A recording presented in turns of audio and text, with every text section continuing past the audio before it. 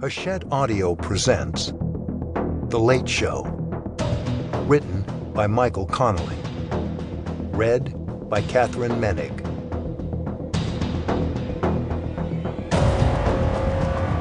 Dedication. In honor of Sergeant Steve Owen, Los Angeles County Sheriff's Department. Executed, shot through the badge, October 5th, 2016.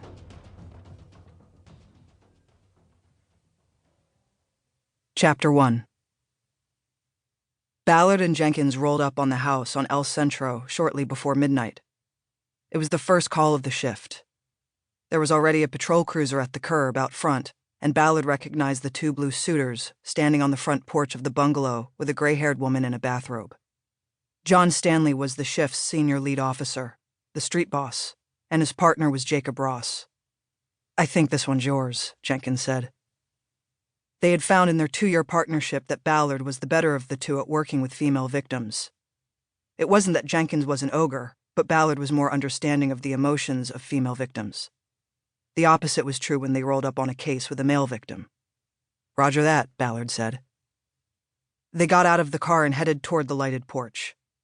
Ballard carried her rover in her hand. As they went up the 3 steps, Stanley introduced them to the woman. Her name was Leslie Ann Lantana, and she was 77 years old. Ballard didn't think there was going to be much for them to do here.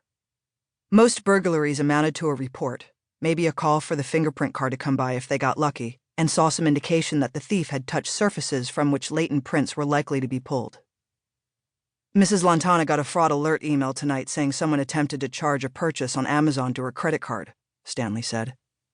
"But it wasn't you," Ballard said to Mrs. Lantana, stating the obvious. "No, it was on the card I keep for emergencies, and I never use it online," Lantana said. "That's why the purchase was flagged.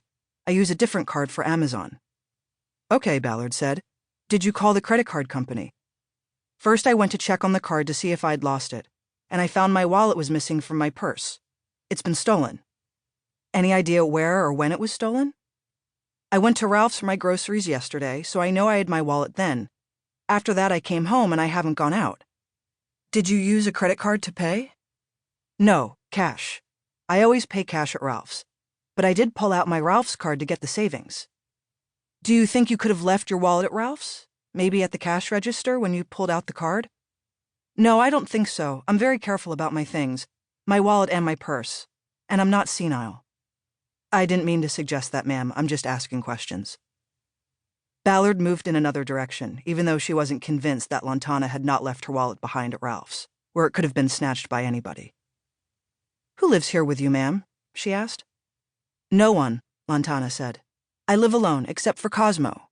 He's my dog." "Since you got back from Ralph's yesterday, has anyone knocked on your door or been in the house?" "No, nobody." "And no friends or relatives visited?" "No, but they wouldn't have taken my wallet if they had come by." "Of course, and I don't mean to imply otherwise. I'm just trying to get an idea of comings and goings. So you're saying you have been home the whole time since Ralph's?" "Yes, I've been home." "What about Cosmo? Do you walk Cosmo?" "Sure, twice a day. But I lock the house when I go out, and I don't go far. He's an old dog, and I'm not getting any younger myself."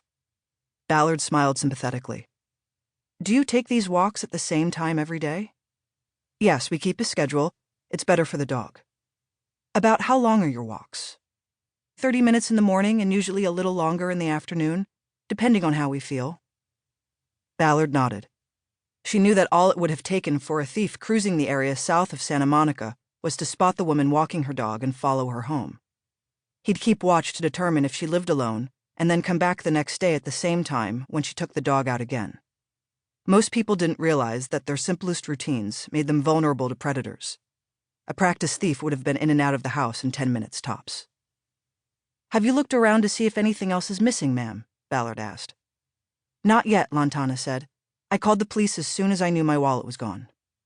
"Well, let's go in and take a quick look around and see if you notice anything else missing," Ballard said.